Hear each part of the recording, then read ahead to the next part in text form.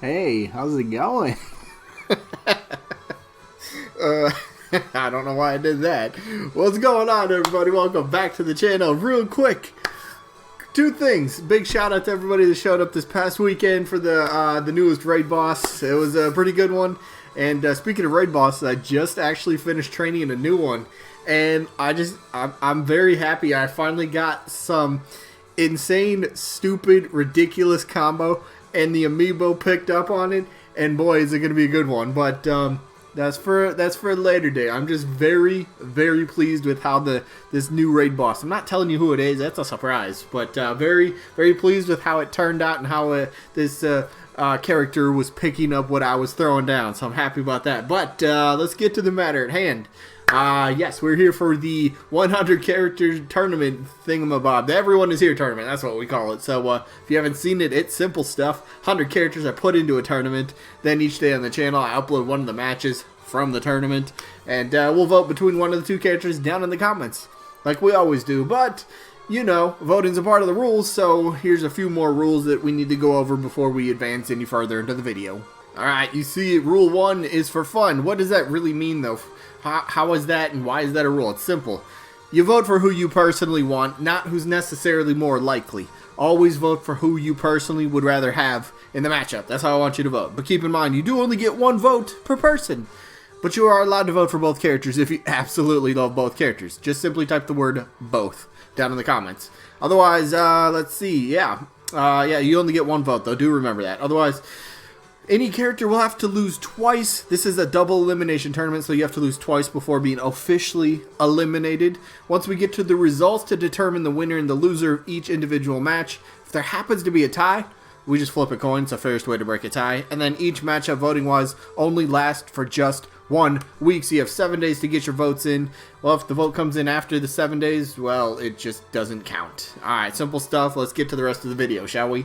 Alright, so we got to go over the results from last week, which we were back in the winners bracket starting last week. We're in the winners bracket all this week and a majority of next week, so we got a lot of big time matches, and they're only going to get better.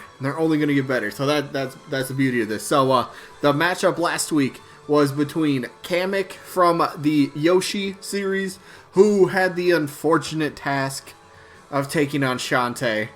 So how badly did Shantae win? We'll just keep it like that. Shantae ended up winning this one. If I could zoom in a bit. There we go. Shantae won this one 74 votes to just 16 votes for Kamek. So, yeah, to be fair, there's more than, there's a good handful of people when they were voting for Shantae that they did mention that Kamek has good potential and could even be considered to be the next Mario character in the next game. So I think there's some love for Kamek. It just so happens Kamek had to face Shantae. So anyway, keep in mind, winner's bracket. Kamek is still alive. He's just dropping to the loser bracket for now. So it's going to be a tougher road for him, but congrats to Shantae, moving on for at least one more match. And speaking of the next match, we have to go over our next matchup. Again, winner's bracket. So we have an interesting one today. Two first-party characters duking it out. Paper Mario from Paper Mario, obviously. But yeah, Paper Mario's opponent happens to be Skull Kid from the Legend of Zelda series. Arguably Nintendo's two biggest franchises. No doubt, two of their top 3 biggest franchises. Pokemon's in there as well, obviously. But let's start things off. So, Paper Mario. Now, I love Paper Mario for a reason. No.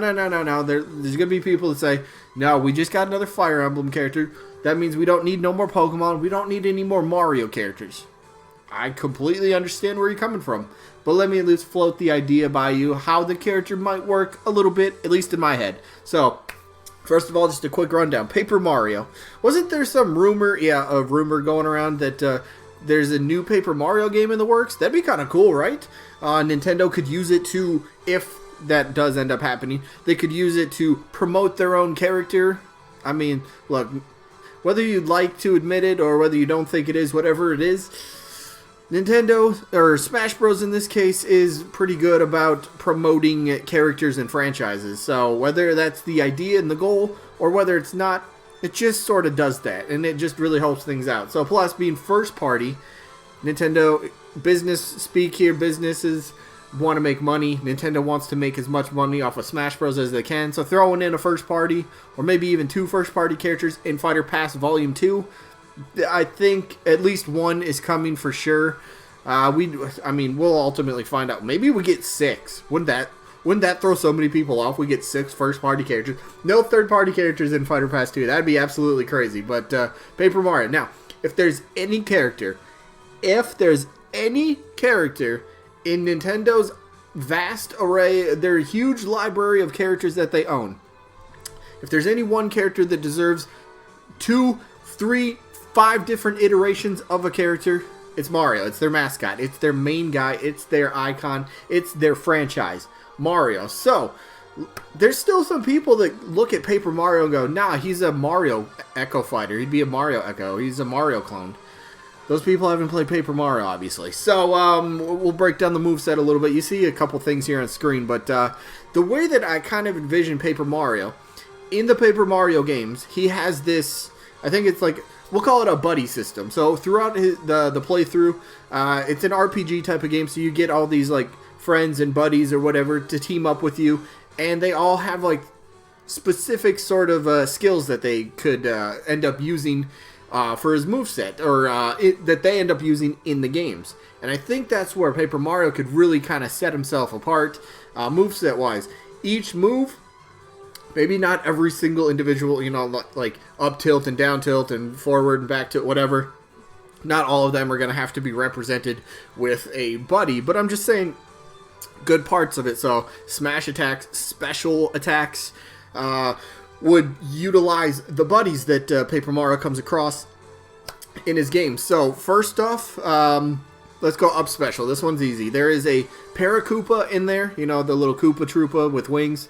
I forget the dude's name, but basically he comes and picks Paper Mario up, and he'll kind of like float him around, fly him around to wherever. Easy for an up special.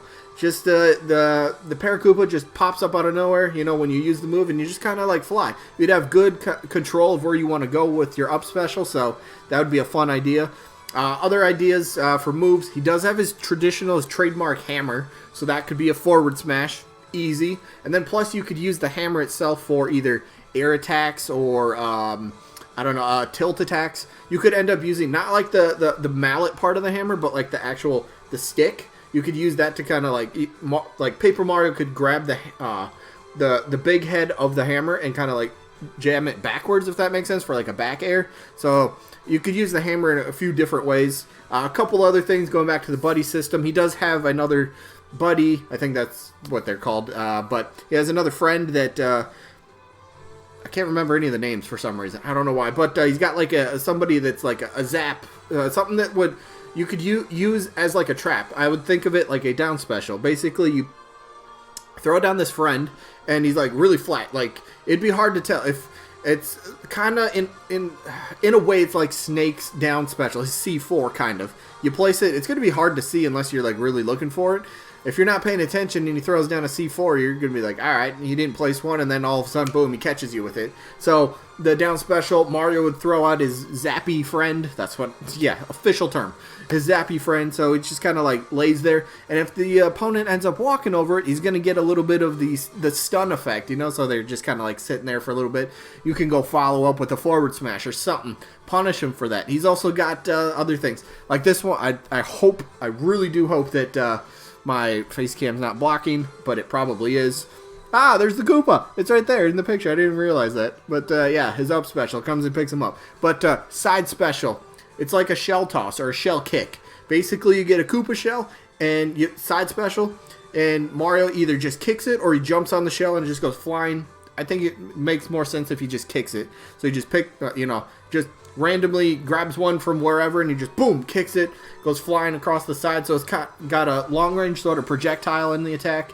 I like the idea of like the hammer as well. When he smashes the hammer down, maybe a little shockwave comes out. You could use that somewhere, maybe like a down smash potentially. So you could use the hammer for its actual hitting abilities, and then actually slam the hammer on the ground. Shockwave would come out like from behind and in front of the character, so it's got good coverage. That'd be a good ledge guarding sort of mechanic and tool in his arsenal. So Paper Mario definitely has a lot of potential. Plus another 2D character. Give Mr. Game & Watch a little friend, right? You know, the two-dimensional warriors. So that'd be kind of cool. So and that's the difference between Paper Mario and Mario as well. Mario's a bit average. He's just really good in like a lot of different things, and I think that's where Paper Mario comes in. He's going to be a bit smaller, he's going to be a bit lighter, and you know, he's maybe, I don't know, maybe power is still going to be pretty decent, but just overall different character. They separate themselves very well. They do totally completely different things. So Paper Mario's got a lot of potential here. So let's talk about another character though that has some really good potential and has been wanted along with, you know, Paper Mario. But has great potential, and the community has been clamoring for this character for a while. Skull Kid from the Legend of Zelda series. Now, Skull Kid, yes, he's an assist trophy, and he does some weird voodoo-y magic, you know. Doesn't he, like, turn the screen upside down sometimes? He turns people invisible.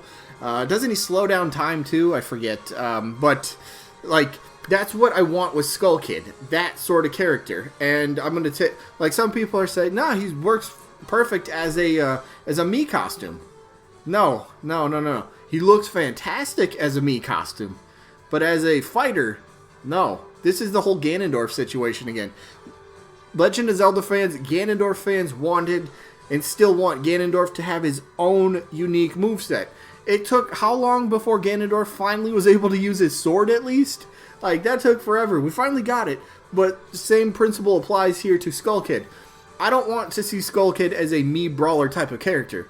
I want Skull Kid to go out there and use his voodoo-y, crazy, weird, dark magic and spells that he can do. So he's got potential movesets. He's got like these, what are they called? I don't know. He's got like these magic dark orbs or something that he can... The magic, I was about to say magic balls, I just did, but that sounds weird. But he's got like magic orbs, he's got like a bunch of dark spells, dark magic he can cast. He's got a blowpipe, right? It's a blowpipe, I'm pretty sure, or like a pipe, I don't even know what the official name is. But basically it's like a little pipe that you blow darts through. Yeah, blow darts? Pipe dart? I don't know. Why don't I know what that's called? Did I say it right? I don't even know. But you could use that for easy special, neutral special. That's easy. It'd be very similar to Sheik, maybe without the wind-up that Sheik has. Maybe you could just keep pressing it and just kind of keep firing off random darts. It's going to do, you know, minimal damage, but it's going to have pretty decent range, can cover a little bit, just kind of rack up a little bit of damage here and there, kind of stay on the offensive, and then coming in with the magic attacks just really kind of fits the character a lot more. And again, the whole Ganondorf situation. If we get a character on the roster, we'd much rather prefer to play how the character is played as in the game. So, or like the game that they come from. Nothing. I'm not saying there's anything necessarily wrong with the Mii Brawler moveset that he has for his Mii costume.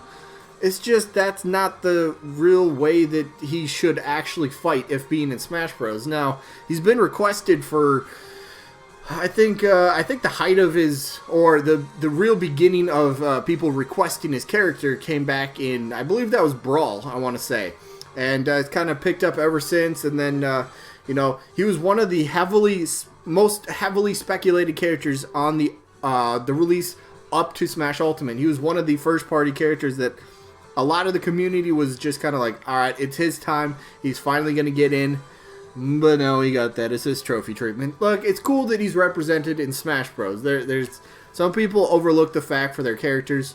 But when it's like, all right, it's time, you know, they deserve that next step up. So Skull Kid definitely deserves the next step up, which is being a playable fighter. Plus Legend of Zelda, always say it. That's a franchise that's one of Nintendo's top 3 biggest franchises, and how do they still only have really just a handful of fighters? Yes, we have Link, and Link, but would take away 2 of those, and you just still have Link. Can we get different, fresh faces? Somebody new. That's just like my biggest sticking point with Legend of Zelda characters. It's like, no, we deserve something new. Skull Kid has been a character that's pretty much towards the top of, you know, new Legend of Zelda newcomers that the community wants to see. maybe it could finally happen. I don't know. Maybe next game is a much more likely chance, but don't give up hope. Support who you want to support. That's the beauty of Smash Bros.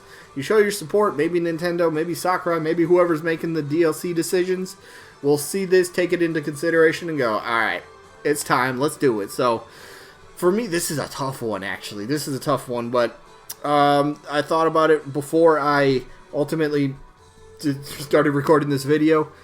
I'm going to give the slight edge to Paper Mario for this one. So Paper Mario's got my vote. Plus he already has a stage in the game, which is weird. A franchise has a stage but no character. I mean, what, Animal Crossing was like that. And then they ultimately got a character eventually. Maybe Paper Mario finally happens. Maybe Skull Kid finally happens. Either way, 0%. I'm not arguing either way for these characters if one of them gets in over the other. I'll take whoever. I will gladly, happily take both. But Paper Mario's got my vote for this one. So let me know who you guys are voting for in the comments. Paper Mario, Skull Kid, or both. That is it for this one. So sneak peek for tomorrow. Oh boy. Hoovy. I don't know if Hoovy's watching this far into the video or not. Hoovy's guy is coming back tomorrow. He's been on a rampage. Look at it. Look at his 2 matches so far. Alright, the matchup obviously is Heavy Weapons Guy from Team Fortress. Oh, we'll see if he continues his onslaught. I mean, look at and his opponent, by the way, Travis Touchdown. That might be a tough matchup for Travis. I mean, just look at Heavy. 124 votes, 150 votes. Whoo-wee. Okay. We'll see if Heavy Weapons Guy can continue the heavy momentum that he's had so far.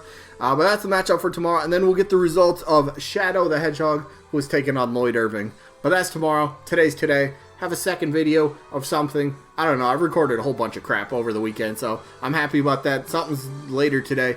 Gameplay of something. It's a gameplay of something. Anyway, I hope you guys enjoyed, and hopefully we'll catch you guys in the next one. Peace out, everybody.